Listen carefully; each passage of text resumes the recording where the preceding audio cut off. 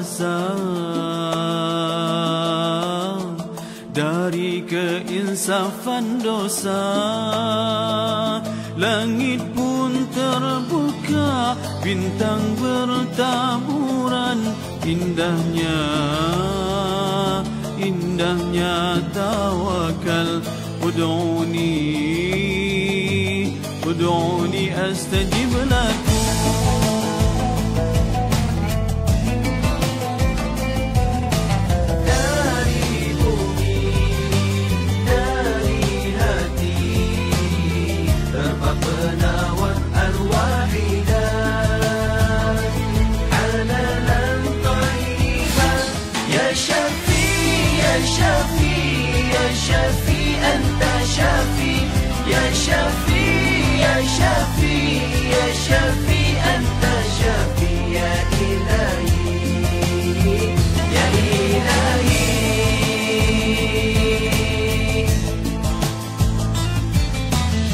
Meratalah doa di langit luas,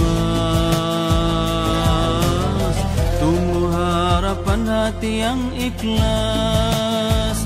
Disirami cahaya Rabbani, syafi'ul linnasi. Anta syafi' ya ilahi, anta syafi' halalan tayyiban. Ya syafi' ya syafi' ya syafi' anta syafi' ya syafi' ya syafi' ya syafi' anta syafi' ya ilahi, ya ilahi. Izhabil ba'sa washfi, shifaan illa shifauka, shifaan la yughadir saqama. Anta syafi'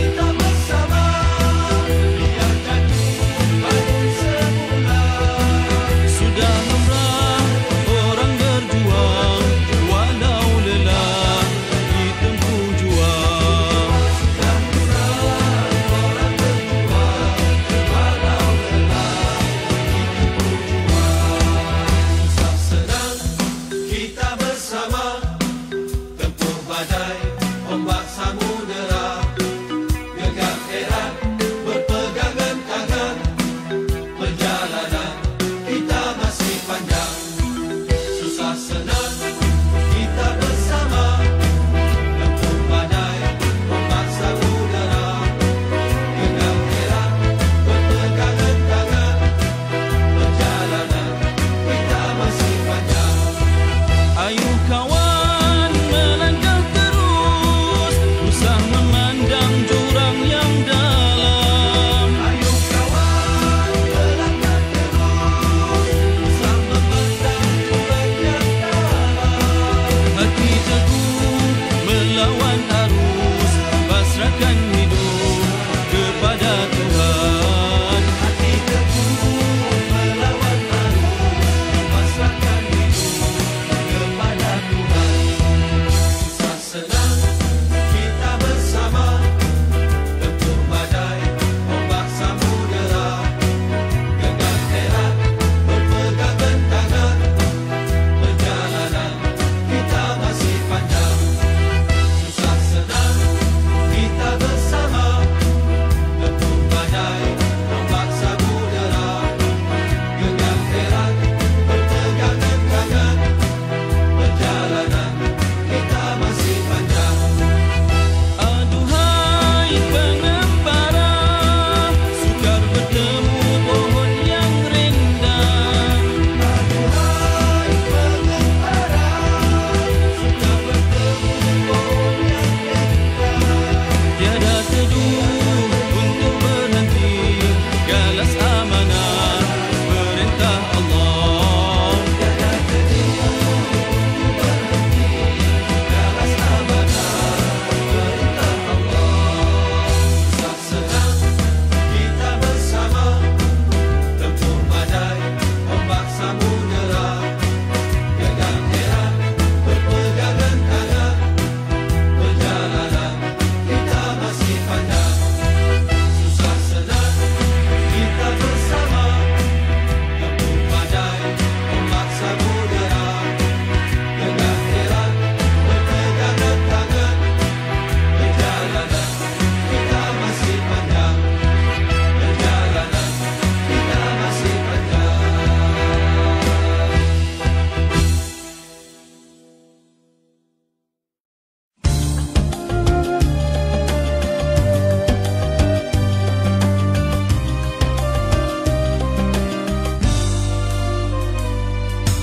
Berjuang menempah susah, menanggung derita, menungkah fitnah. Itulah gelombang hidup samudera duka, seorang mujahid membela tauhid. Dipisah dia berkelana, dibelenggu dia uzlah menagih minat, namun jiwa tetap marah membuat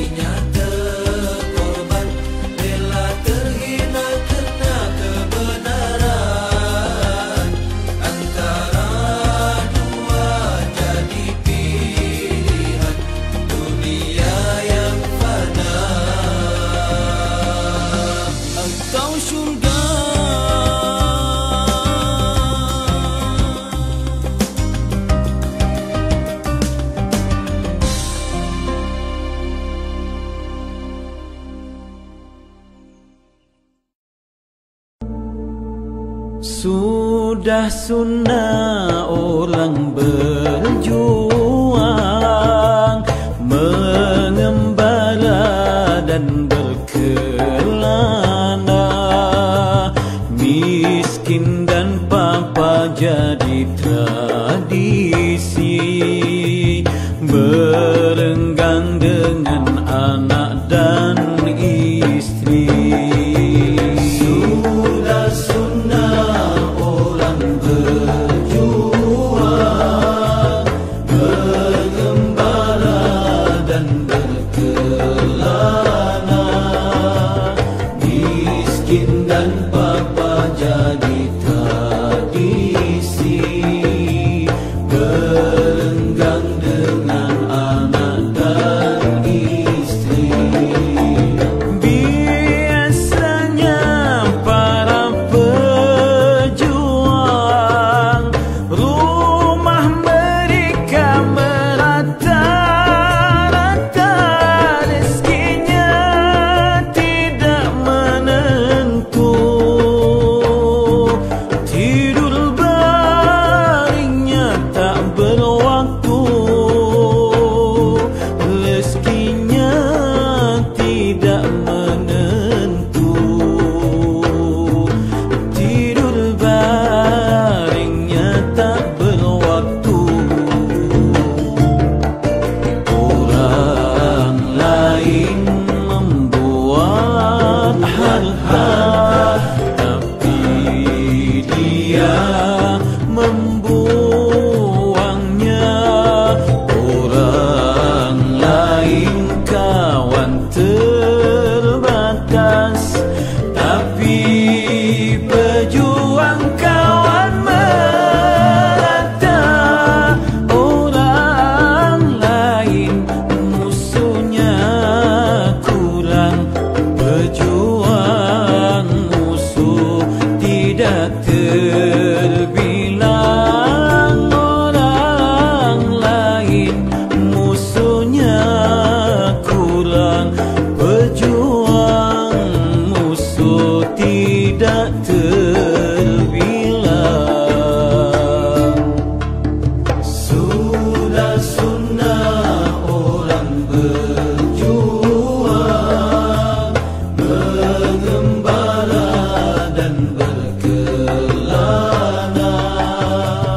Miskin dan papa jadi tradisi, berenggang dengan anak dan istri. Tidak kurang yang sayang padanya. Orang lain mati dilupa, para pejuang tetap dikenang. Sejarahnya ditulis orang, makamnya sentiasa diziarahi. Perjuangan tetap diingati. Sudah sunnah orang berjuang, mengembala dan berkelana.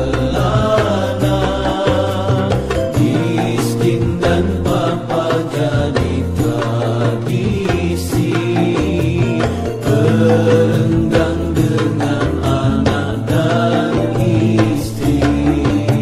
Sudah sunnah orang berjuang.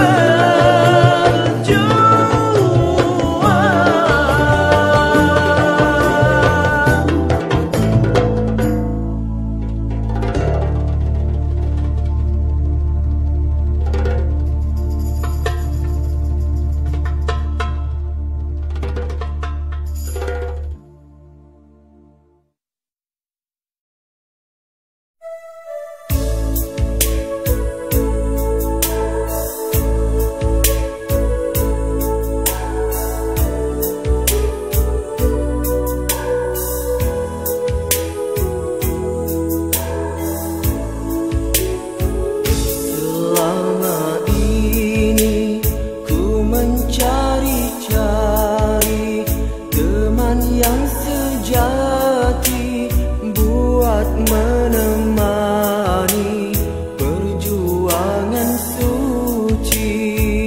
Bersyukur kini padamu Ilahi, teman yang dicari selama ini telah ku temui. Dengannya di sisi perjuangan ini senang diharungi, bertambah murni kasih Ilahi. Kepadamu Allah ku panjatkan doa agar berkekalan kasih sayang kita. Kepadamu teman ku pohon sokongan, pengorbanan dan pengertian telah ku ungkapkan segala-galanya. Selama ini ku mencari-cari teman yang sejati buat menemani perjuangan suci. Bersyukur kini padamu Ilahi, teman yang dicari selama ini telah ku temui. Teman, bersamalah kita semaikan persahabatan ini dengan keimanan. Teruskanlah perjuangan, pengorbanan, dan kesetiaan. Dengannya di sisi perjuangan ini senang diharungi, bertambah murni kasih Ilahi. Kepadamu Allah ku pohon restu agar kita kekal bersatu. Kepadamu teman teruskan perjuangan, pengorbanan dan kesetiaan telah ku ungkapkan segala-galanya.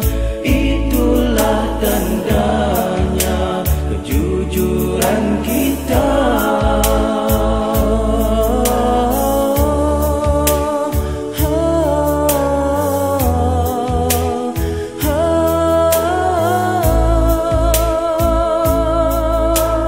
Ku mencari-cari teman yang sejati buat menemani perjuangan suci.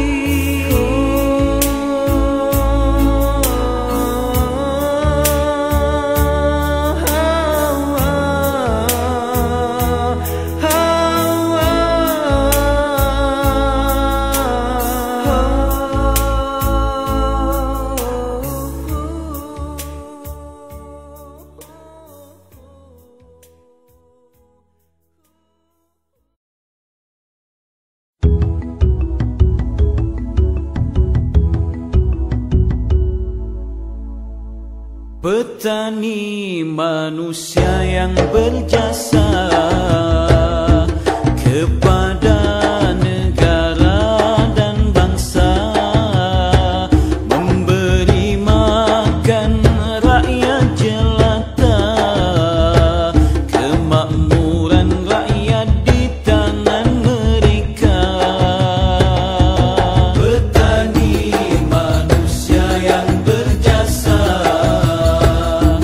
kepada negara dan bangsa,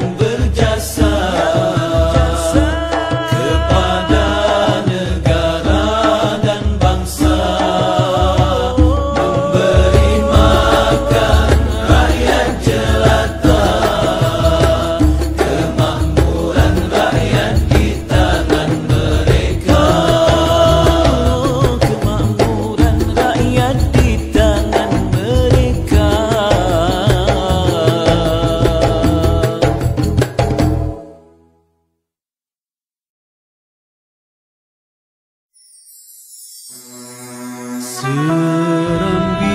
Madinah ya Allah.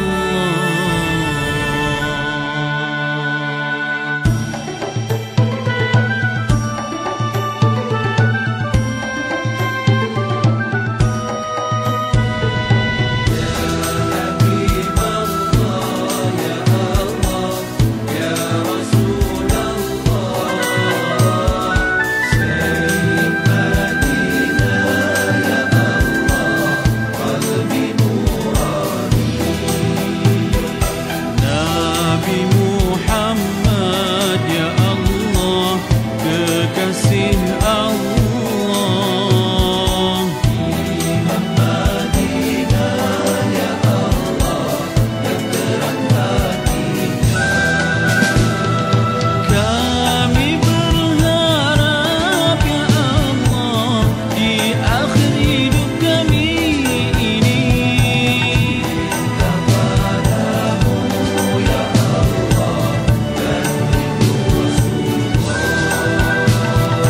kami berharap ya Allah, di akhir hidup kami ini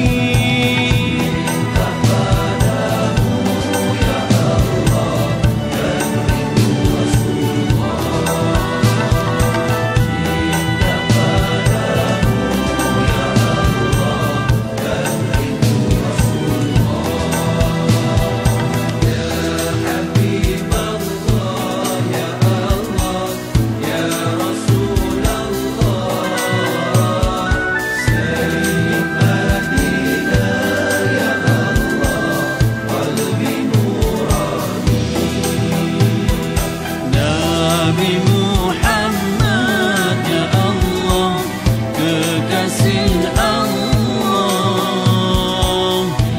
Imam Madinah ya Allah, yang terang hatinya. Kami bermohon ya Allah, jadikan negeri kami ini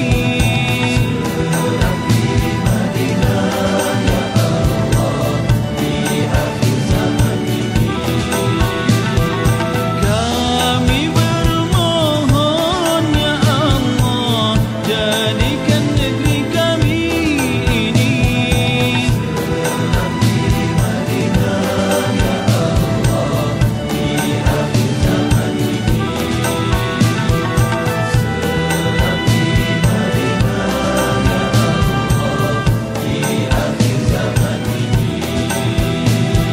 Serambi Madinah ya Allah, di akhir zaman ini.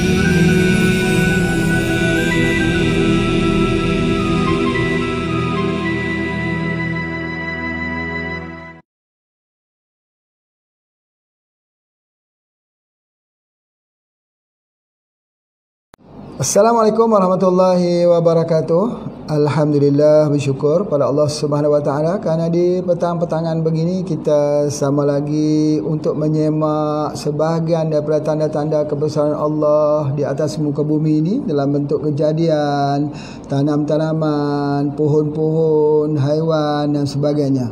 Masya Allah ya. Dan pendekatan kita dalam sistem pendidikan kita yang Pak Haji cuba terapkan di sini, iaitu kita cuba poin-poin yang penting itu kita ulang-ulangkan, supaya dalam setiap kuliah itu kadang-kadang ada yang telah tertinggal daripada mengikuti kuliah sebelumnya. Maka insya-Allah kuliah-kuliah yang semakin ke hadapan ini kita ulang-ulangkan poin-poin yang ada yang telah pun kita bicarakan. Ini satu kaedah untuk cara mengingatnya. Jadi alhamdulillah, syukur, dan minta mereka yang telah pun mengikuti kuliah 1, 2, 3 ini mengikuti kuliah hujung ni, alhamdulillah semakin pintar. Pak Haji yakin dengan metodologi ini kita akan jadi lebih baik hafalan kita dan pengetahuan kita, insya-Allah. Baik. Pada hari ini kita nak cerita pasal apa ya? Pasal kambing. Tetapi sebenarnya Pak Haji nak cerita pasal omega 3. Ya, pasal omega 3. Kerana kita telah pun mula menggunakan omega 3 ini pada tahun 1997 lagi. Dalam pengobatan kita. Kerana omega 3 seperti mana yang Pak Haji sebut, kita ambil daripada ikan ya, ikan makrel ataupun ikan tenggiri biru di Finland. Masya Allah ya, kita proses, kemudian kita jadikan dia dalam bentuk kapsul. Perbangkat awal dulu bentuk kapsul ya. Jadi apakah perbezaan di antara kapsul omega 3 dengan soft gel omega 3 ya? Jadi omega 3 ini dia terjenis antikoagulatan darah. Maksudnya dia anti pembekuan darah. Jadi kita bagikan dalam bentuk kapsul, dalam bentuk raw ataupun bahan serbuk daripada ikan tersebut, supaya kalaulah ibu-ibu yang hamil itu dia nak melahirkan, supaya jangan terjadi bleeding, pendarahan yang panjang. Itu di antaranya. Yang kedua, ikan itu boleh kita ambil bersama dengan orang yang mengambil ubat pencair darah. Tetapi kalau kita ambil soft gel tak boleh sebab dia terlalu kuat dan sebagainya. Baik, jadi oleh sebab itu maka kita buat dalam bentuk kapsul omega 3 untuk anak-anak dan untuk mereka mengambil rutin. Rutin ambil pada setiap hari ya. Jadi tidak mendatangkan kesan-kesan yang kuat. Sementara dalam bentuk soft gel tadi kita gunakan apabila sudah ada serangan jantung ya, sudah ada masalah hipertensi, ada penyakit degeneratif, pokoknya penyakit lah, kita gunakan omega. Jadi sebab itu salah satu ya daripada pengamalan kita Pak Haji sebutkan 7 petunjuk. Yang pertamanya ialah kita tengok hormonnya ya, yang kedua kita tengok vitamin C-nya, yang ketiganya kita tengok apa? Omega 3-nya itu. Ada tak dia kecukupan omega 3, darahnya itu tak jadi kental, tak jadi pekat, tak jadi likat, tapi darah yang elok dan sebagainya. Masya Allah, itu omega 3. Hari ini sebenarnya Pak Haji nak cerita pasal omega 3 tu, tetapi ada satu hal yang penting yang boleh kita sandarkan, bahawa dalam hadis Nabi SAW, Nabi menyuruh para sahabat tu menternak kambing. Kambing. Kata Nabi, ternaklah kamu kambing itu kerana pada kami itu ada keberkahan. Ini satu lagi istilah dalam istilah pengobatan. Istilah pengobatan ini kita kena ingat ada 2 perkataan yang mesti ada dalam istilah pengobatan yang tidak ada dalam pengobatan di negara-negara pengobatan di barat. Yang pertama ialah insya-Allah. Ya, insya-Allah. Jadi kalau kita keluarkan perkataan insya-Allah dalam pengobatan, berarti pada ketika itu akan terkontaminasi tauhid kita. Tauhid kita tak betul lah, bahawa yang menyembuhkan itu Allah. Kalau obat sebagaimana pun baik datang daripada langit pun obatnya itu datang daripada gunung kan, kalau Allah tak izin tak sembuh. Jadi tauhid kita, yakin kita kepada Allah, mesti ada insya-Allah. Siapa juga yang nak menghulurkan obat ini kepada siapa orang sakit, mesti sebut insya-Allah dulu. Ya, dengan izin Allah, nanti Allah tak bersama dengan kita. Ya, jadi ini tidak ada di dalam rukun pembelajaran pengobatan alopati. Alopati tak mau sebut insya-Allah, kecuali kalau doktor itu doktor Muslim ya, yang dengan sendirinya dia menjadikan itu sebagai salah satu daripada akhlak dia sebagai seorang doktor, sebagai seorang perawat. Insya-Allah kita gunakan herba ini. Itu yang pertama. InsyaAllah mudah kita sebut, tetapi yang lebih susah kita buat ialah keberkahan. Macam Nabi SAW menyebut juga tadi ya, pelihara kamu dan kambing kerana daripada kambing itu ada keberkahan. Jadi yang paling susah sekali ialah keberkahan. Keberkahan itu dia baik, sesuatu dia memang baik, mudah cari yang baik-baik. Yang kedua apa dia? Yang kedua dia halal. Apabila ada baik, ada halal, maka yang ke tahap yang paling tinggi ialah keberkahan. Nabi menyebut bahawa pada kami itu ada keberkahan. Jadi izinkan kepada Pak Haji hari ini kita mendiskusikan tentang seekor kambing dalam tanda kutip yang Nabi SAW sebut di situ ada keberkahan. Masya Allah, ini satu yang sangat-sangat menarik ya, yang mana Nabi SAW juga menyebut bahawa tiadalah nabi-nabi yang diutuskan, rasul-rasul yang diutuskan, melainkan kesemuanya memelihara kambing. Masya Allah. Ya, kenapa rasul-rasul itu memelihara kambing? Kenapa ya? Banyak persoalan-persoalan yang terkait dengan keberkahan dan kenapa rasul-rasul itu Allah takdirkan mereka memelihara kambing. Masya Allah, di sinilah izinkan pada Pak Haji untuk membuat kupasan-kupasan yang mana dia akan memberikan sedikit kepada kita tentang masukan bagaimana kita menghargai seekor kambing ini. Ya, itu ada di antaranya. Sebelum itu mungkin kita boleh dengar sedikit ucapan daripada Sayyidina Ali Kamarullah Wajhah. Ya, Sayyidina Ali Kamarullah Wajhah mengatakan bahawa kambing itu menyebabkan warna menjadi jernih, perut menjadi lapar dan juga menyebabkan dia akan membaikkan akhlak.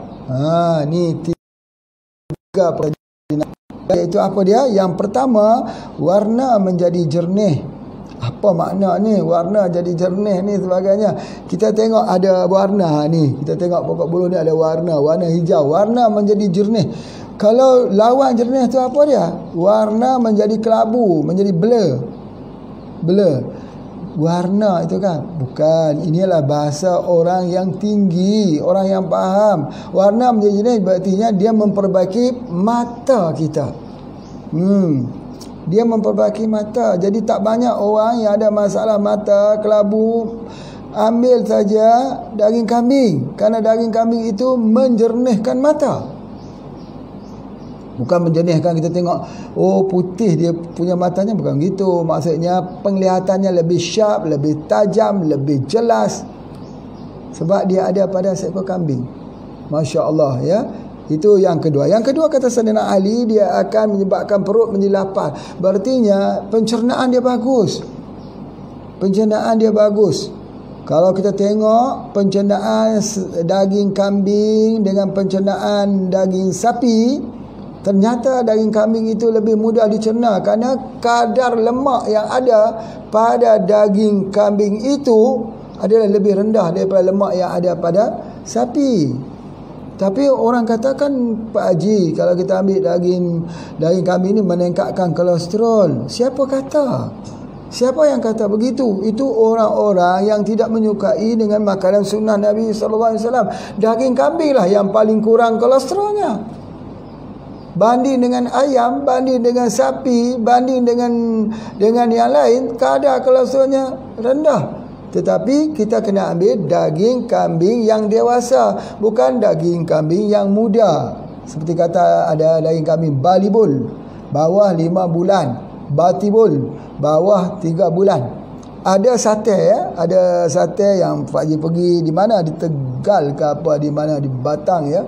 Di sana ada tempat sate, rumah sate. Sate dia tulis itu sate balibul, sate batibul. Mula-mula kita tak faham apa itu balibul, apa itu batibul. Rupanya kambing bawah 5 bulan, balibul. Kambing bawah 3 bulan.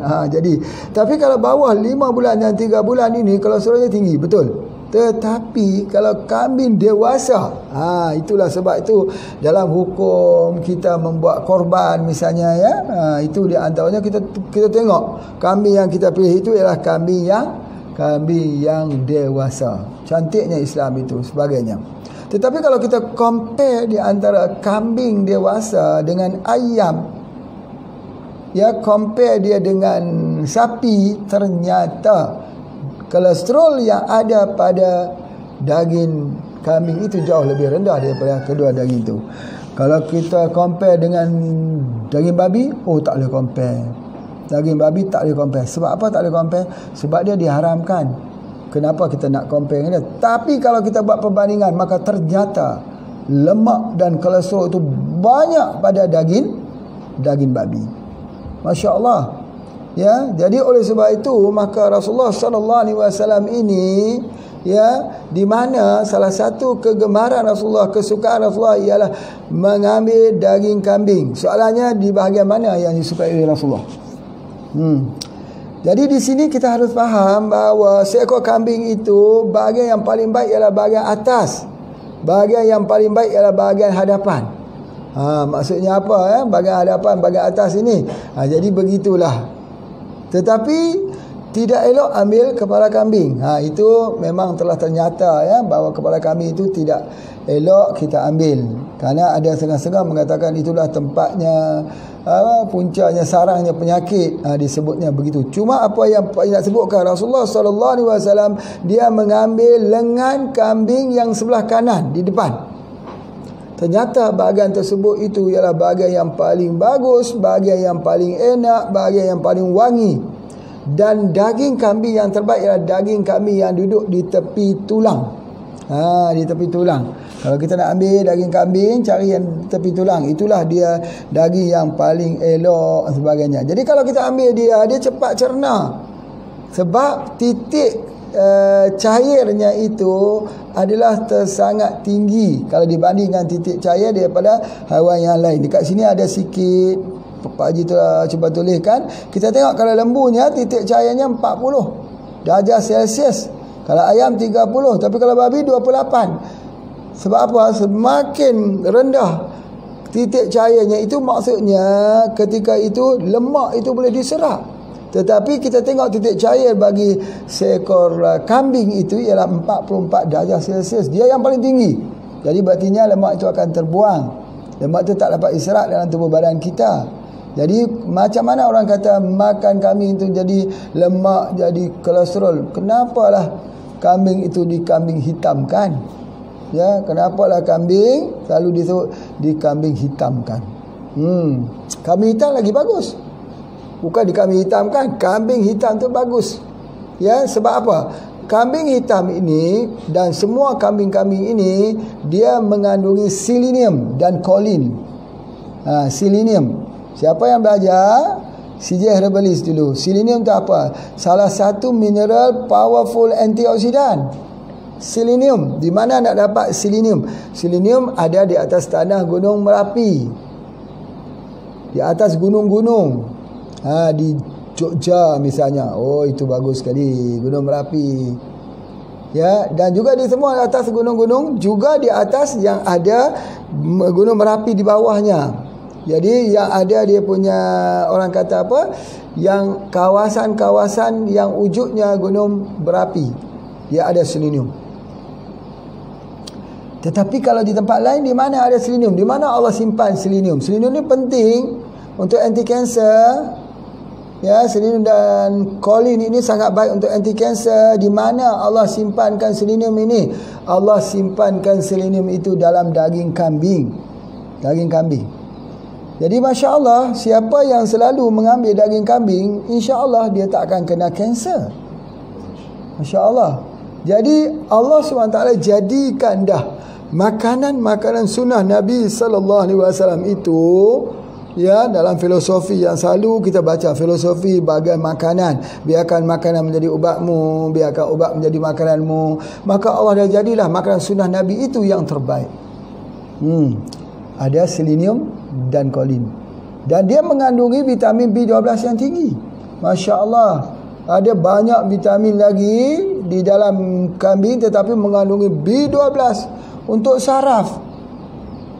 Dan kadar protein atau protein yang ada di dalam seekor kambing itu, dia akan boleh digunakan untuk otot, untuk tulang kita. Yang paling penting untuk apa ya? Untuk membina immunity. Jadi kuat, jadi sihat. Jadi sihat, tulang jadi kuat. Ya, tulang jadi kuat, badan jadi sihat. Dan daging kambing digunakan untuk orang yang ada masalah, tidak ada energi, tenaga tak ada. Dia makan, dia kata aku makan ini tapi tak ada tenaga. Makan banyak tapi tak ada tenaga. Letih saja, lemah saja. Sebab apa? Sebab tak ada tenaga. Tenaga tu datang daripada mana? Daging kambing. Ambillah apa-apa juga, suplemen apa juga, tak akan sama dengan makan daging kambing. Ambil daging kambing tu. Kenapa kita tak mau ambil daging kambing? Kan itu dia supply tenaga, instant energy, yang mana tak ada lagi perbandingan dia. Kita kadang-kadang kita selalu pergi cari suplemen untuk dapatkan energi, tenaga luar dan sebagainya. Tapi kita lupa dalam seekor kambing itulah yang penghasil energi. Kenapa? Kenapa soalannya? Ya, itu telah Pak Haji dah terangkan. Ya, terangkan bahawa yang pertama tenaga itu datang pada tenaga suria. Jatuh ke atas daun, atas rumput. Rumput itu membuat makanan, fotosintesis, maka terdapatlah tenaga-tenaga itu yang diproses menjadi tenaga kimia yang ada dalam rumput-rumput tersebut, dimakan oleh kambing. Maka kambing itu telah memindahkan tenaga kimia yang ada dalam rumput-rumput itu dalam tubuh badan kambing tersebut. Jadi dia kuat. Jadi sebab itu kalau orang mengkonsumsi kambing, dia kuat, fizik dia kuat, tubuh badan dia kuat, telinga dia dengar, mata dia terang. Apatah lagi ya bahawa dekat sini Sayyidina Ali sebut, dia kata apa dia? Dia juga akan membaikkan akhlak. Yang ni menarik untuk kita bincang. Makan kambing, akhlak jadi baik. Sebab apa? Banyak yang tak faham ya, kenapa akhlak kita jadi baik. Ya, dia kata mestilah akhlak jadi baik. Ini adalah barakah. Ya betul. Itu adalah kesimpulan akhir bahawa dia, bila Nabi sebut SAW dia adalah binatang yang membawa barakah, maka barakah membentuk akhlak yang baik, insya-Allah. Di sudut ilmu pekajian sains, dia mengandungi omega 3. Omega 3. Seperti mana ada omega 3 di dalam mackerel fish, dalam ikan sardin, di dalam king Solomon, begitu omega 3 terdapat di dalam daging kambing. Bila ibu-ibu yang hamil itu makan daging kambing, dia sebenarnya supply makanan itu kepada anaknya, maka anaknya akan jadi orang yang berhati lembut, bertimbang rasa, mempunyai kepekaan, sensitivity pada hati. Sebab apa? Sebab dia nak meraba perasaan orang keliling dia. Jadi maka terbentuklah akhlak yang baik. Dia fikir, dia tengok, dia rasa. Ya, macam mana kita tengok berita yang sungguh menyedihkan ya, dalam keadaan kelaparan ni ada orang yang tertangkap kerana mencuri sekarung beras kerana lapar. Jadi kita merasakan keadaan itu. Lapar, tak ada makan. Kalau duduk dalam rumah pun tidak ada apa nak makan. Anak menangis. Pergilah nak cari, tak ada wang. Curi saja. Maka curi tertangkap pula. Jadi oleh sebab itu, harta Khadijah, itu yang Pak Haji sebut tu, harus jadi kaya. Ya, sebaik-baik harta itu bila dia berada di tangan orang-orang yang beriman, orang-orang yang bertakwa, maka dia lihat masalah ini bukan masalah kepada lelaki tersebut, tetapi dia lihat itu sebagai masalah dirinya sendiri. Kalau mampu, kalau boleh, kalau diizinkan, dia juga akan membantu. Dialah orang yang akan memberikan. Itu di antaranya. Jadi oleh sebab itulah, maka apa yang Pak Haji nak sebutkan, kerana omega yang ada, omega 3 yang ada di dalam daging kambing ini menyebabkan maka terbentuklah akhlak yang elok, akhlak yang mulia, insya-Allah. Agama itu datang untuk membenarkan akhlak, untuk menjadi panduan bagaimana kita harus berakhlak. Bagaimana harus kita dengan Allah, bagaimana harus kita dengan lingkungan kita. Kadang-kadang kita bagus jadi abid, bagus jadi ahli ibadat, berpuasa Senin, Khamis, qiyamul lagi 11 malam, tetapi akhlak dengan jiran-jiran selalu menyakiti hati jiran. Rasulullah SAW menyebut ahlun nar, ahli neraka. Sebab akhlak ini dia tak boleh hanya kepada kepentingan peribadi kita saja. Ada orang yang ada harta banyak tetapi dia memilih apa? Dia pilih untuk beribadat puasa sunat. Puasa apa? Puasa Daud, Nabi Daud AS. Hari ni puasa, besok buka. Sebab apa? Sebab puasa itu tak pernah menghabiskan wangnya. Jadi dia hanya fikir tentang wangku jangan habis. Amal ibadat apapun, kalau tak habis wang, tidak mengapa. Itu dia punya prinsip dia. Puasa boleh puasa senang sehari pun boleh. Ini tidak ada akhlak. Allah SWT memberikan kita kepada harta, maka kita mengenal bahawa fungsi harta itu bukan untuk perkayakan diri kita sendiri. Tetapi untuk melihat orang-orang di sebelah kita yang kita bagi Assalamualaikum warahmatullahi, Assalamualaikum warahmatullahi, kita bagi salam kiri dan kanan selepas kita solat. Untuk apa? Apa artinya? Kita bagi salam itu salam keselamatan. Maksudnya, wahai saudara-saudaraku di kiri dan kanan, kamu terjaga selamat daripada lidahku, selamat daripada tanganku, selamat daripada kekuasaanku, kerana aku bagi salam pada kamu, sejahtera ke atas kamu. Mana mungkin orang yang bagi doa siasa kepada orang, tiba-tiba dia nak binasa orang tu. Berartinya kalau kamu susah, aku tolong. Kalau kamu tak ada wang, aku bantu. Kalau kamu dalam keadaan keperluan wang, aku akan membantu. Cumanya dekat situ. Cumanya kita tidak bolehlah, ya, kerana Islam itu dia mengajar orang susah supaya jangan minta. Orang kaya memberi tanpa diminta. Ya, orang susah ni dia tak minta sebab dia nak jaga dirinya sendiri. Dia tak minta. Kita tengok sahabat-sahabat, dia tak minta walaupun mereka susah. Tiba-tiba mereka solat jatuh. Tengah solat jatuh, rupanya tak makan. Minta tidak. Tapi sahabat-sahabat yang tahu, mereka akan memberi.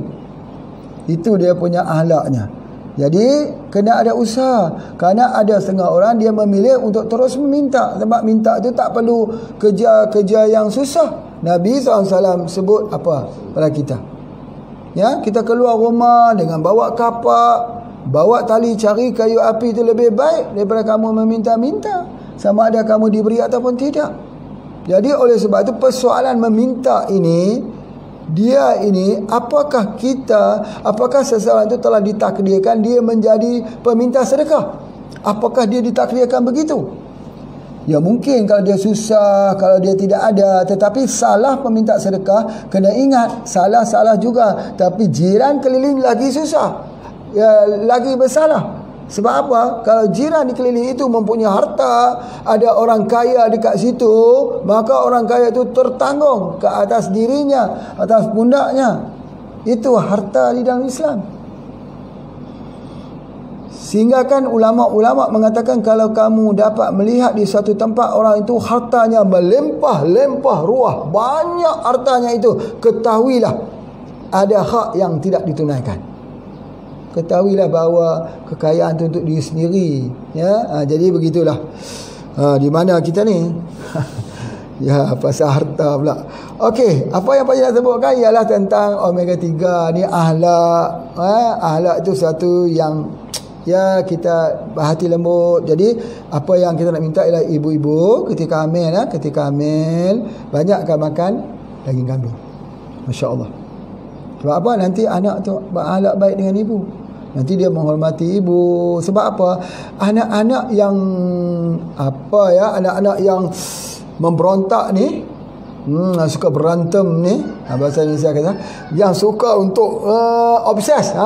Anak-anak yang obses ni kadang-kadang dia panas. Tubuh badan itu dia panas. Jadi kita nak kena dinginkan dia, kepanasan yang ada dalam tubuh badannya. Macam mana cara nak dinginkan? Kita bagi daging kambing, sate daging kambing.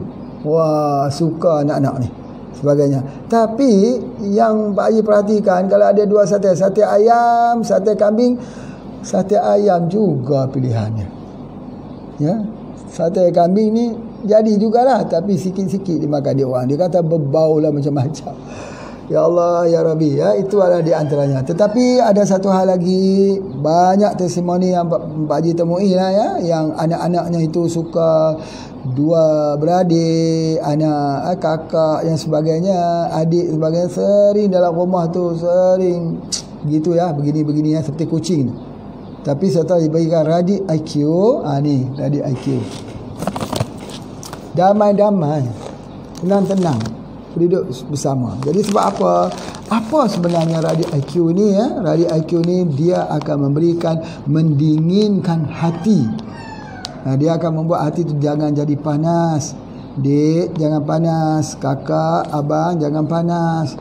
Jadi kita duduk satu rumah ini dengan damai-damai. Jangan sampai ibu, ayah kita juga menjadi masalah dengan kita. kita buat hati mereka jadi gembira, nanti Allah suka sebab kita gembirakan hati dua ibu bapa kita. Itu di antaranya. Tetapi selain daripada itu, daging kambing. Baik, alhamdulillah, syukur. Ada satu lagi, iaitu satu bahan yang dikenali sebagai asam linolik terkonjugasi. Yang ni ataupun dipanggil CLA. Ini memang menarik sekali. CLA ni bukan banyak sangat ada dalam daging ini, kebanyakan yang ada di dalam daging kambing. Ini sebenarnya dia mengelakkan daripada peradangan. Daging kambing itu mengelakkan peradangan. Fikir banyak kali juga, kalau orang gout makan daging kambing kan sakit. Di mana yang sakit tu kan, ini CLA ni elakkan daripada peradangan, elakkan daripada kanser. Yang sakit tu kenapa? Nanti Pak Ji akan jelaskan kenapa orang gout itu sakit bila makan kambing, kenapa dia sakit ketika makan daging kambing dan dia tak sakit ketika makan daging kambing. Nabi SAW menerangkan ada satu, kalau kita pergi ke negeri-negeri macam di Pakistan, Pak Ji pergi ke Pakistan, ada satu yang Pak Ji ingin lihat, bahawa ada satu hadis Nabi SAW. Nabi sebut tentang Irqun Nasa. Irqun Nasa ini satu penyakit gout namanya, dikenali sebagai Irqun Nasa, penyakit gout. Nabi kata dihilangkan dengan lemak. Lemak di mana? Lemak di belakang domba. Macam mana kambing, macam mana domba? Itu pun nak kena tengok juga Kalau kita tengok domba, biasanya yang Pak Ji nampak domba itu kalau kita tengok dia daripada belakang, dia sedang berjalan ke bahagian depan, kita tengok dia seolah macam dia pakai skirt, macam dia pakai satu pakaian skirt. Tetapi sebenarnya itu bukan skirt, itu adalah lemak. Lemak yang ada di belakangnya itu, lemak yang menutup di belakangnya itu. Nampak besar lemak dia gitu. Itu disebut sebagai lemak itu dibuat untuk penyakit gout. Kalau kita pergi di Pakistan, terima kasih pada Tuan Haji Yaakob yang mungkin melihat video ini, teman Pak Haji di Pakistan yang sekarang banyak kambing-kambingnya, Masya Allah, kambing Kashmir besar sebagainya. Allahu Akbar. Baik, tapi domba ni kalau kita pergi ke sana, orang-orang memasakkan nasi Arab, nasi apakah kita panggil nasi, macam nasi berani kita tu, nasi kebuli lah bahasa Indonesia panggil tu. Mereka tidak guna minyak, mereka guna lemak yang ada di belakang domba tersebut, di bawah. Kita akan lihat begitu. Masya Allah, Masya Allah. Dan enaknya Masya Allah. Tapi bila kita ambil gitu, gout kita hilang. Gout kita hilang, asam urat kita hilang. Rupanya lemak yang ada di belakang domba ini betul-betul yang disebut sebagai Irqun Nasa ini, iaitu bagaimana Nabi SAW disuruh kita menggunakan. Masya Allah. Kita rebuskan dia, bagikan dia kepada tiga bahagian, satu pagi, satu petang, satu malam. Kita buat macam sup tu. Masya Allah. Sangat-sangat bagus. Baik, kemudian ada satu hal lagi, iaitu apakah orang yang mengambil daging kambing ini boleh jadi gemuk? Tidak sebab dia ada satu bahan yang dikenali sebagai L-carnitin. Dia sebenarnya asid amino yang berfungsi untuk membakar lemak-lemak dalam tubuh. Jadi oleh sebab itu, bapa ibu yang obes, ambillah ambil apa? Ambil daripada daging kambing. Kerana kandungan L-carnitin ini dia adalah umpama satu tungku yang digunakan untuk membakar lemak dalam tubuh badan kita. Kadang-kadang lemak ini orang tu kurus, lemaknya tinggi. Dan lemaknya itu pula kadang-kadang dia terlekat di dalam dinding arteri, dia terlekat di liver, dia jadi fatty liver, di dinding arteri itu dia jadi kolesterol, low density lipoprotein, ya. Baik, apabila kita faham ya omega 3, kita dah belajar tentang omega 3. Bila kita mengkonsumsi omega 3 daripada mackerel fish dalam bentuk soft gel, dia akan mengelakkan lemak itu daripada dia menjadi beku. Dia menjadi, orang kata, low density lipoprotein, daripada dia melekat itu. Dia melekat situ. Tetapi itu bila dia sudah melekat itu, lemak omega 3 tak mampu untuk dia nak melarutkan, tak mampu. Omega 3 itu dia jaga sebelum terjadi. Tetapi dalam kambing ini dia ada satu kolesterol. Ya, kita tahu bahawa kolesterol ni ada dua. Satu kolesterol yang orang kata kolesterol low density lipoprotein ini, yang menjadi bahan untuk menyebabkan jantung kita tidak berfungsi sebagainya. Kalau sudah terlekat di dinding arteri, dia pecah. Kecuali yang Pak Ji ajarkan cuka. Tetapi kalau kita ambil omega, kita ambil ubat-ubat pencair darah sebelum terjadi. Tapi kalau sudah terjadi, macam mana? Bagaimana nak pecahkan? Masya Allah, di sini suatu keajaiban pada seekor kambing. Kambing ni dia ada dua jenis kolesterol. Kolesterol yang kasar, itu pun sedikit, dan kolesterol yang bersifat halus, namanya kolesterol juga, tapi dia bersifat lebih halus sekali. Sementara di tempat yang lain, di sapi, di ayam, dia hanya ada kolesterol kasar saja. Jadi oleh sebab itu, bila dia sudah melekat di dinding arteri, yang lain tak boleh pecah. Yang hanya boleh pecah ialah kolesterol halus ini. Kolesterol halus ini ada di dalam kambing. Banyak kan makan daging kambing orang yang ada masalah sakit jantung, insya-Allah makin hari makin elok, makin sihat. Ya. Jadi sebab apa? Sebab kolesterol yang halus ini dia ikat kolesterol yang melekat di dinding arteri itu, dia buang. Dia buang, dia buang, dia buang. Jadi itu satu kelebihan. Kalau kita selalu membicarakan tentang arteriosklerosis, maka kita akan mendapati bahawa biasanya orang akan buat operation bypass. Biasanya orang akan letakkan balon dekat situ. Tetapi ada kaedah nak keluarkan dia. Macam mana? Ramai orang tak tahu. Apa tu? Menggunakan daripada kambing, makan daging kambing. Ada satu lagi yang lebih bagus, langsung cair, elok, boleh menyebabkan kita jadi muda, darah blood circulation kita bagus, iaitu ambil daripada hempedu. Hempedu kambing. Hempedu kambing tu, kalau kita sembelih kambing, ada hempedu kambing tu ada dalam bentuk oncang begitu. Ya, kita ambil dia, kita telan dia. Telan dia. Biasanya macam ni cara nak buat dia untuk memboleh. Telan kan agak susah sikit. Letak sikit dalam kulkas, dalam peti ais. Ya, dia sejuk sikit, dia agak sikit membeku, baru kita telan. 1 tahun sekali ya cukup.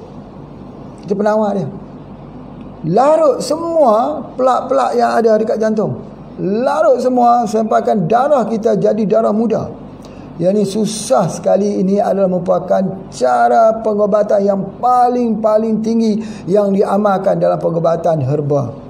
Sebab itu Bapak Ibu sekalian, kita selalu mendengarkan, ya, banyak orang akan terjadi pemburuan kepada hempedu beruang.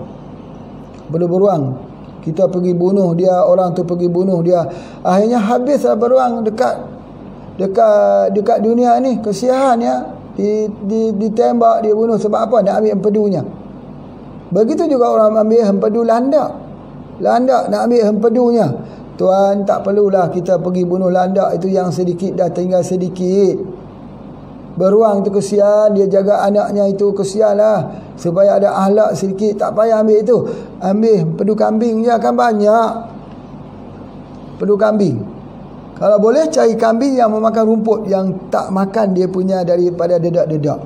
Tuan ambil yang tu, pedu kambing itu, disejukkan, insya-Allah 1 hari hanya 1 tahun hanya sekali saja tuan, seperti tuan buat dialisis, cuci Ada orang buat ozon kan, ozon ni masukkan darah kita, keluarkan, dibuat ozon, dimasukkan oksigen, dia jadi sihat. Umur 90, merah lagi mukanya, merah lagi apa, dia masuk ozon, dia masuk vitamin C, ya, dimasukkan oksigen misalnya. Tetapi tahukah kita ada satu rahsia lagi, iaitu di empedu kambing itu 1 tahun sekali. InsyaAllah tuan-tuan, dia hilang semua penyakit. Itulah yang Pak Haji nampak keberkahan yang besar dalam dunia pengobatan. Tidak ramai orang yang mengetahui. Dan Pak Haji pernah lihat orang yang dia ambil, dia kata tahun ini adalah tahun yang ke-7 aku ambil. Memang nampaknya walaupun sudah tua, tapi nampak macam masih remaja. Pasal apa? Kita pun terkejut juga mula-mula ni. Ini orang ni kenapa nampak muda sangat? Entah tersalah apa tahun kelahirannya itu. Mungkin-mungkinlah macam tu. Tapi tidak, tak salah. Tanya dia, rahsia apa yang kamu ni nampak begitu muda apa sebagainya. Dia kata, aku ambil empedu kambing setahun sekali. Cukup semua hidup kita 7 kali saja, 7 tahun. Dah cukup dah. Dia akan flush semua kotoran, semua racun. Dia akan jadikan darah kita itu darah jadi muda balik. Itulah yang selalu dilakukan oleh orang yang mengambil hati landa, hati beruang, tu yang diambilnya. Begitulah tujuannya. Ya, jadi itu salah satu yang Pak Haji nak sebutkan dekat sini, bahawa dia ada L-carnitine, di mana dia menjadi tungku pembakaran lemak, ya, itu dan sebagainya. Kemudian ada satu lagi yang Pak Haji nak memperkuatkan lagi, bahawa kolesterol yang ada pada kambing itu jauh lebih rendah. Di mana lebih rendah daripada sapi, rendah daripada ayam, apatah lagi ya, kalau daripada kambing muda, kambing dewasa itu jauh lebih rendah dan sebagainya. Masya Allah. Baik. Seterusnya, kalau kita mengambil CLA tadi, ya, dia akan mengelakkan kita daripada berlakunya kanser. Masya Allah, ya. Kemudian dia juga mengelakkan daripada berlakunya kanser. Kita tahu bahawa hari ini banyak sekali terjadi kanser di tengah-tengah kita, yang mana kita boleh menjadikan ini sebagai salah satu daripada solusi kita. Ada satu hal lagi yang nak cerita sini, mungkin tak ramai orang tahu lah, iaitu vitamin C. Sangat tinggi di dalam daging kambing. Tetapi yang menariknya, apa yang Pak Haji nak sebut sini, bahawa daging C ini ialah daging vitamin C inilah vitamin yang tidak teroksidasi. Allahu Akbar. Ini ada 2 hal lagi. Pertama, dia ada satu kolesterol yang halus untuk menghancurkan kolesterol yang kasar setelah kita ambilnya, satu. Yang kedua, dia ada vitamin C yang tak oksidasi. Selalunya vitamin C kalau dalam buah ni, kita tengok ni ada vitamin C. Kita tengok anggur. Yang anggur. Ada 2 jenis anggur. Satu anggur hitam, satu anggur warna hijau. Anggur hitam ini bijinya itu ubat untuk anti kanser. Grape seed oil. Ya, yang mana bijinya ini kalau kita ada bisul, ambil bijinya, kita pecah-pecah, kita minum, hilang bisul kita. Ya. Dan bijinya ini juga untuk anti daripada peradangan. Yang warna hitam. Ini tidak sekuat warna hitam ini. Dia ada vitamin C, tapi vitamin C mudah musnah. Tapi dalam daging kambing, vitamin C itu dia tidak mudah teroksidasi. Tuan, puan, semalam kita cakap pasal minyak zaitun. Bila dimasak, masak, dia jadi mendidih, kemudian dia jadi asap. Bila keluar asap itu berarti dia telah teroksidan. Minyak zaitun ni kalau kita didih lama mana pun dia tak keluar asap. Mendidih. Berartinya dia tak musnah. Dia tak rosak. Hebat kan? Dia tak rosak. Dia tidak teroksidize. Tetapi kalau minyak masak, minyak apa yang kita nak masak di rumah, lama-lama dia jadi asap sebagainya. Itu yang menyebabkan dia menjadi, orang kata dia menjadi rosak. Jadi begitu juga Pak Haji nak sebutkan vitamin C. Kalau kita panaskan dia rosak. Tapi vitamin C dalam kambing tak rosak. Macam mana boleh terjadi begini? Masya Allah. Inilah dia pemeliharaan Allah. Khususnya bagi orang yang yakin, orang yang sami'na wa ata'na, orang yang menerima pengobatan Nabi SAW. Cumanya apa yang Pak Haji nak sebutkan, jangan ambil, jangan ambil daging ini terlalu banyak. Itu yang menyebabkan samurat. Kalau sudah lebih banyak hari-hari makan, tak boleh begitu. Paling-palingnya 1 minggu sekali. Kalau kita dah sakit tu, 1 minggu sekali, jangan banyak, sikit-sikit, memulakan kembali sikit-sikit sebagainya. Daging kambing ni pun macam air lah. Air ni, kalau banyak kita minum setiap hari ni, kerana kita nak mengelakkan daripada COVID-19, kita pun minum air. Banyak minum air. Sebab doktor kata banyakkan minum air. Lama-lama nak nafas tak boleh.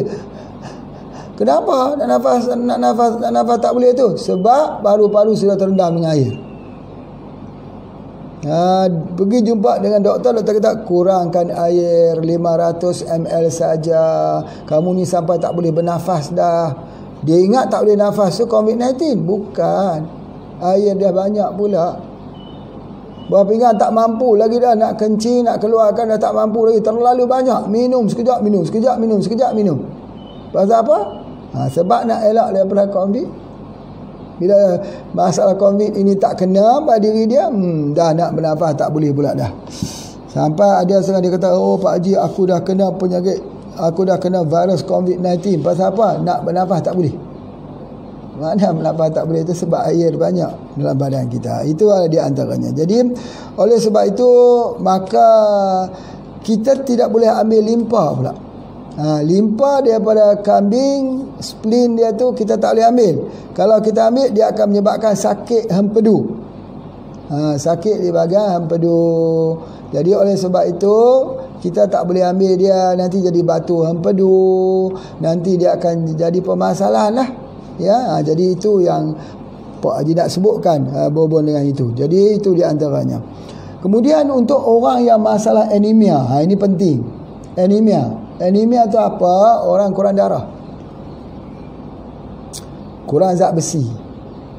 Ketika ambillah daging kambing, supaya dia tidak jadi masalah anemia. Bila kita ambil daging kambing, dia tak jadi masalah anemia. Anak-anak itu, anak yang diambil itu tak jadi cacat.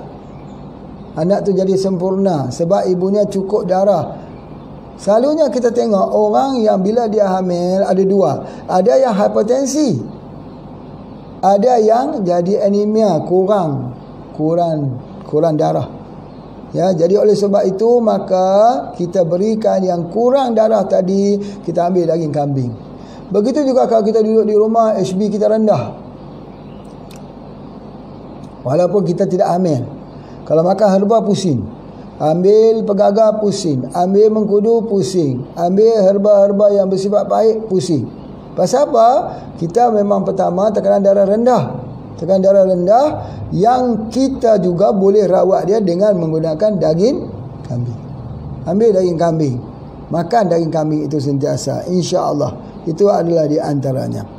Baik, kemudian seterusnya apa yang Pak Haji nak sebutkan dekat sini, dia akan memperelokkan darah kita. Darah kita jadi darah muda lah, darah elok. Jadi oleh sebab itu, bagi mereka yang mengambil daging kambing ini, dia memang sihat, muda.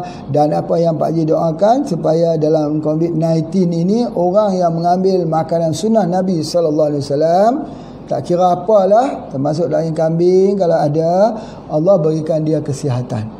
InsyaAllah sistem imun dia akan sentiasa naik dan sebagainya. Ada satu lagi, iaitu kita boleh dia mengandungi vitamin B12 tadi, macam Pak Haji dah sebutkan. Vitamin B12 ini sangat penting bagi orang yang ada masalah kencing manis, sebab saraf. Kalau dia tak makan vitamin B12, kakinya jadi radang, sakit, menikam-nikam seperti ada jarum yang menyucuk pada waktu malam, ngilu, tak bisa tidur pada waktu malam. Ketika orang sedang tidur, enak-enak dia tak bisa tidur. Pasal apa? Daging bahagian kakinya ini panas, ngilu sebagainya. Kenapa ni? Kenapa? Kerana kekurangan vitamin B12. Di mana ada vitamin B12? Daging kambing lah yang paling banyak. Jadi oleh sebab itu sering-seringkan mengambil daging kambing ini, dan kalau boleh kita gunakan dia bersama dengan madu ya. Jadi kalau ketika Pak Haji pergi ke Yaman ya, ke Yaman dulu ni disambut oleh orang-orang di Yaman, di sebelahnya kambing makan. Bila sampai makan kambing, makan dicicah dengan madu. Madu sidir. Ambil daging kambing tu makan dengan madu sidir, makan. Bayanglah tengok macam mana. Tapi makan bagus sekali sebab malam tu panas sebab musim dingin. Jadi oleh sebab itu pada musim dingin dicadangkan kita mengambil sesuatu yang panas, salah satunya adalah daging kambing plus dengan madu. Ini sangat-sangat baik. Masya-Allah ya. Jadi oleh sebab itu maka boleh kita juga menggunakan ini. Mengikut satu Imam Al-Juhri ya, Al-Juhri dia kata kalau kita ambil daging kambing ni, kekuatan kita 70 kali ganda. Allahu Akbar. Ya, jadi kalau kita ambil daging kambing ni, kalau kita nak fit badan kita, fit tu, fokus istiqamah taat tu. Fokus istiqamah taat, fit, mesti fit. Nak bagi badan kita fit, kekuatan terjaga 70, maka ambillah daging kambing 70 kali kekuatannya.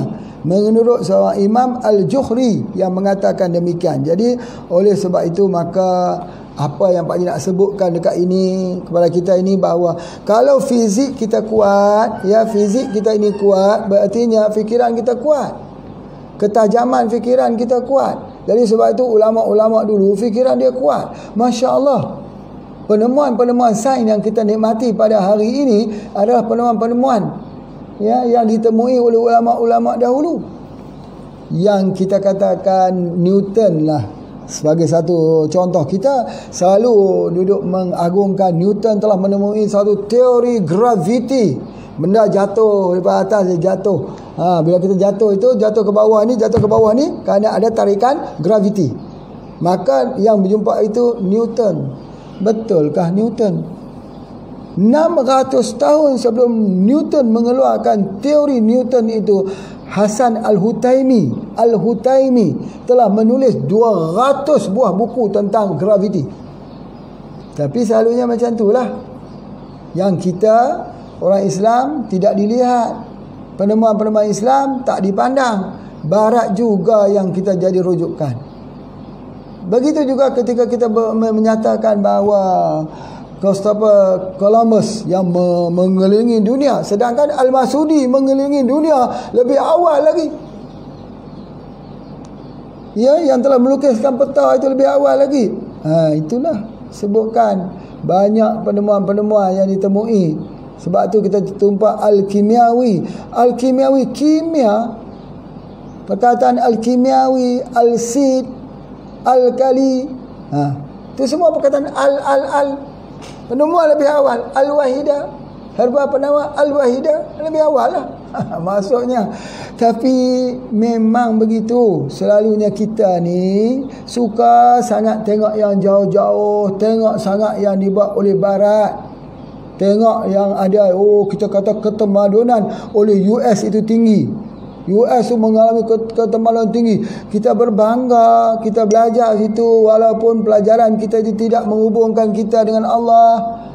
Pendidikan kita sekular. Hari ini bila US sudah mati, dah juta orang yang kena COVID-19, macam mana? Macam mana kita mendapati bahawa yang mengajar tentang karantina ini bukan Barat, bukan Cina. Yang mengajar karantina ini adalah Rasulullah sallallahu alaihi wasallam. Yang mengajar supaya kita uzlah ini, lockdown ini, suruh kita duduk di rumah ni siapa? Rasulullah sallallahu alaihi wasallam. Tetapi kenapa kita nampak asing? Kenapa kita jadi asing dengan arahan ini? Seolah-olah macam ini satu benda yang tak benar. Sebab kita tak pernah kaji. Kita tak pernah kaji dalam dunia pengobatan Islam. Kita tak mengkaji bagaimana penyakit taun itu dilenyapkan dalam sebuah negara. Bagaimana tindakan mereka melenyapkan. Kita tak mengkaji tindakan fikih Umar bin Khattab. Kita tak mengkaji bagaimana apa yang terjadi pada Abu Ubaidah Al-Jarrah. Kita tak mengkaji dalam sejarah-sejarah yang telah ditunjukkan. Kita baca sejarah untuk mengatur satu sejarah baru. Kita baca sejarah itu untuk pengagungan kepada sejarah, bukan, tetapi untuk membina satu sejarah yang lebih baik. Rasulullah SAW meninggalkan sirah yang ditunjukkan. Itu betul.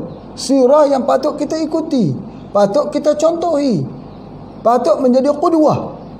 Tetapi kenapa dia jadi fitnah? Sebab itu Pak Haji selalu sebut, kadang-kadang bila kita sebut tentang al-hijamah bekam, kadang-kadang yang menentangnya doktor-doktor Islam. Doktor-doktor Islam kata, bekam, kenapa ni nak bekam-bekam? Masya Allah, siapa kita? Berapa tinggi ketinggian ilmu kita kalau banding dengan Nabi SAW? Bahawa yang menyuruh bekam itu adalah Rasulullah. Siapa kita?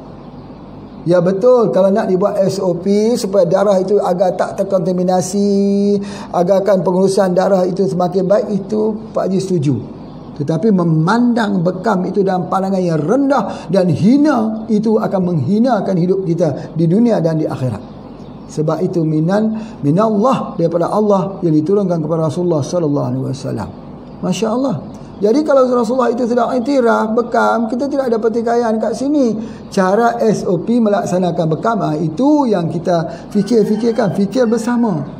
Bukan dengan mengatakan bekam tak boleh dibuat begini, bekam tak boleh buat begini, kerana ada masalah ni. Masalah itu kita selesai bersama. Kalau kita hanya menjadi orang yang membuat komentar, tapi kita tak berusaha untuk membangkitkan sunnah-sunnah Nabi SAW, itu satu kesalahan. Satu kesalahan, satu kemiskinan iman, kemiskinan tauhid, kemiskinan kita di dalam ubudiyah lillahi wahdah, wa'yun islami kita rendah. Jadi oleh sebab itu, maka apa yang Pak Haji nak sebutkan ini, bila Nabi mengatakan tentang kambing, Nabi menceritakan makanan yang disuka oleh Nabi itu, sahabat menceritakan adalah seekor kambing, dan Nabi mengambil lengan di sebelah depan, lengan sebelah kanan. Kalau ada pandangan-pandangan ulama pula yang mengatakan bahawa daging ini akan menjernihkan pandangan, terang matanya, akan membaikkan pencernaan dan mengelokkan lagi akhlak, kenapa kita tak boleh terima? Kenapa kita kambing hitamkan? Kambing. Kenapa kambing hitamkan? Dan kenapa ada istilah kambing hitam? Kenapa tak ada istilah sapi hitam? Kita sapi hitamkan. Kenapa di kambing hitamkan? Kenapa? Jadi berartinya konspirasi, pandangan bias, tak adil. Tengok pada seekor kambing. Bapa, ibu, tuan-puan, kambing ni tidak ada yang gila, tak ada kambing gila dalam peternakan kambing dunia, tak ada kambing gila. Sapi ada tu, banyak penyakit sapi gila.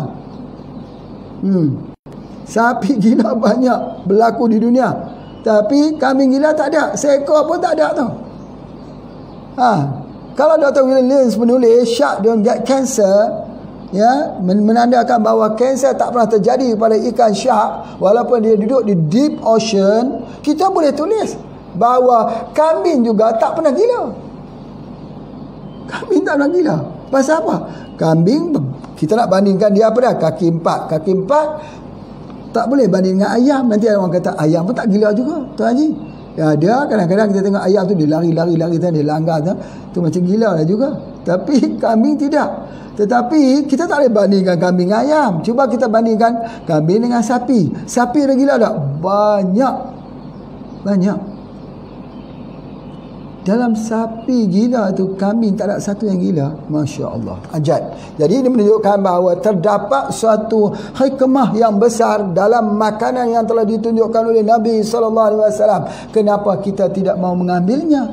Kenapa kita tak mau mengambil perhatiannya? Seolah-olah kita melepaskan ilmu itu pergi berterbangan, kita tak pedulinya. Yang kita peduli ialah apa yang dikatakan oleh Barat, apa yang diperkatakan oleh Islam, apa yang diperkatakan oleh hadis Nabi SAW, apa yang diceritakan Allah dalam Al-Quran tentang seekor kambing, gembala kambing sebagainya. Kita tidak mau untuk membuat kajian. Kenapa? Konspirasi. Mulai hari ini jangan sebut lagi mengkambing hitamkan. Ya, kambing itu peliharaan Rasulullah SAW. Kita sebutlah sapi hitam. Sapi hitam. Siapa yang nak disapi hitamkan? Itu betul. Jangan siapa yang nak dikambing hitamkan. Jangan gitu, tak betul. Ya, jadi mulai pada hari ini insya-Allah. Baik, terima kasih. Jadi last kali Pak Haji ulangi perkataan Imam Al-Juhri bahawa daging kambing itu memberikan 70 kekuatan pada orang yang makannya. Terima kasih semua. Jumpa lagi. Assalamualaikum warahmatullahi wabarakatuh.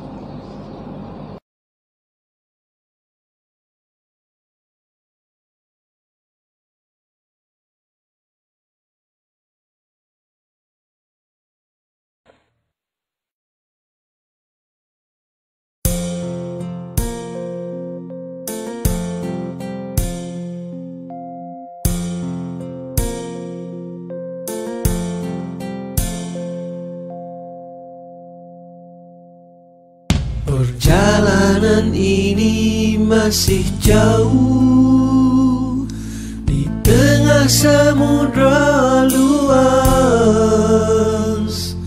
dan pantai tidak kelihatan,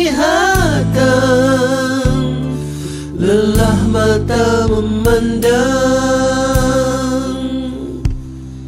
di bawah langit Ar-Rahman.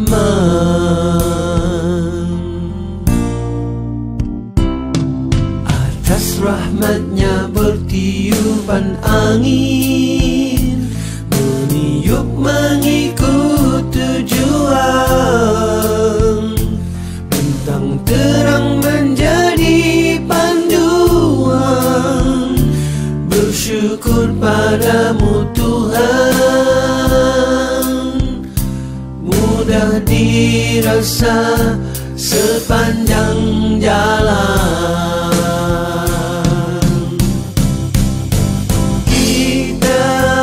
Kita bersama, sama dengan satu cita. Kita bersama, sama merasa indah di jiwa. Perjalanan ini kan kita tempuhi, yang telah berlalu terasa masih baru. Tenang juga air lautan, berkilauan di suluh rembulan. Dalam hati doa berpanjangan, nikmat yang dirasai di bawah langit Ar-Rahman.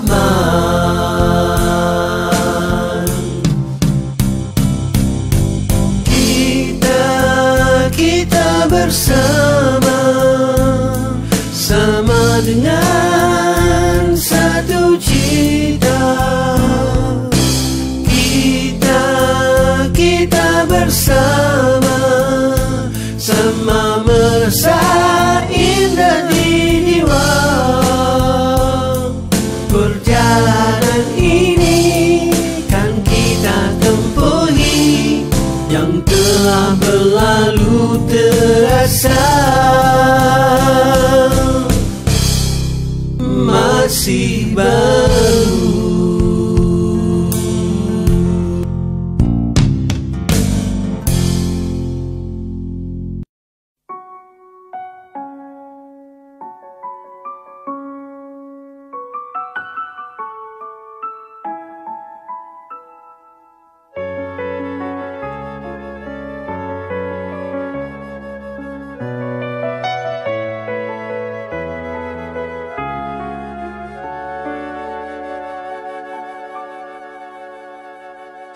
Detik waktu terus berjalan, berhias gelap dan terang, suka dan duka, tangis dan tawa, tergores bagai lukisan.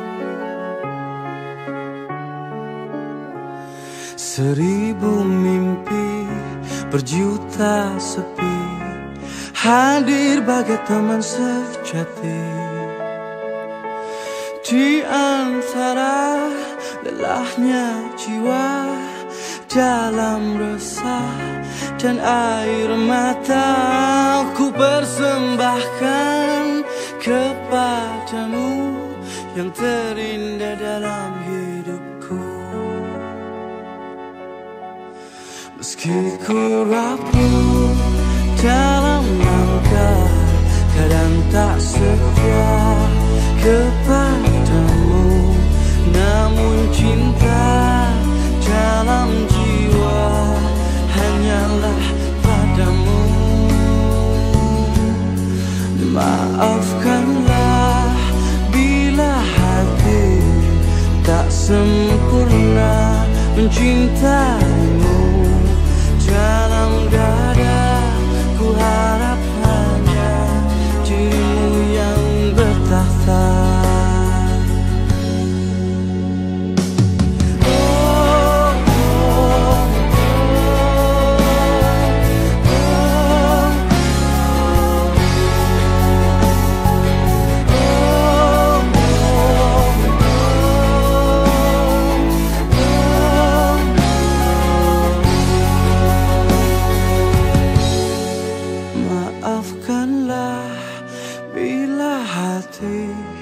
Tak sempurna mencintaimu.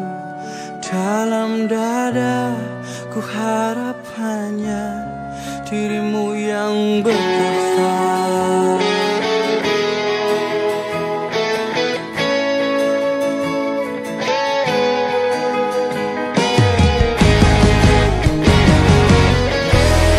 Meski ku rapuh dalam langkah, kadang tak setia kepadamu, namun cinta dalam jiwa hanyalah padamu. Maafkanlah bila hati tak sempurna mencintaimu. Dalam dada ku harap hanya dirimu yang bertahta. Meski ku rapuh dalam langkah, kadang tak setia kepadamu, namun cinta dalam jiwa hanyalah padamu. Maafkanlah bila hati tak sempurna mencintaimu. Dalam dada ku harap hanya dirimu yang bertahta.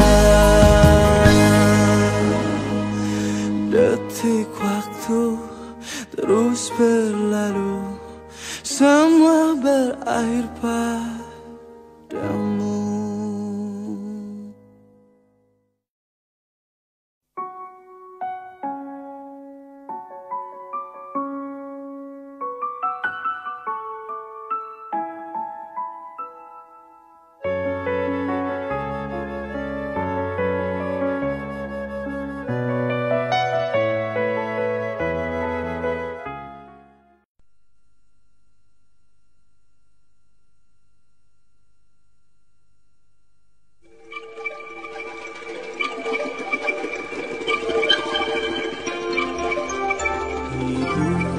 Selalunya indah, langit tak selalu cerah, suram malam tak berbintang.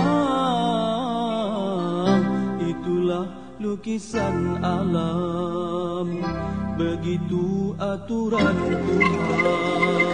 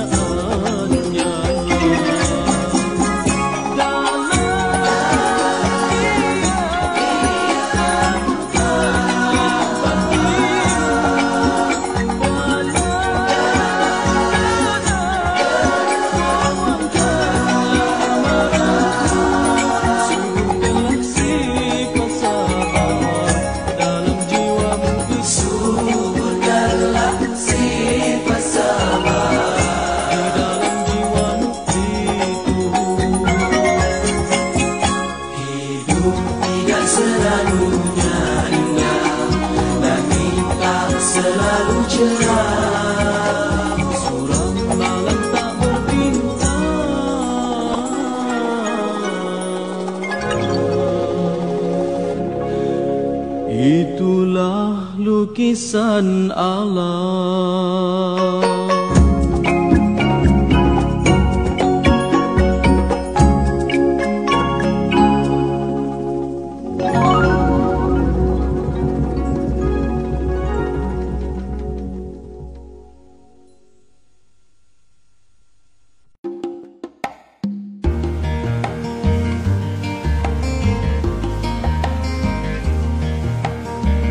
Ayo kawan, teman dan taulan, mari kita makan bersama untuk sehat dan badan yang kuat. 3 amalan yang utama: sumber sehat, segar dan organik yang bersih dari tangan-tangan yang beriman, pasti dijamin halal. Akal yang sehat, tubuh badan cerdas, rohani yang kuat, menjadi teras kekuatan umat. Syukur di atas dunia, anugerah nikmat-Mu jadi satu pilihan.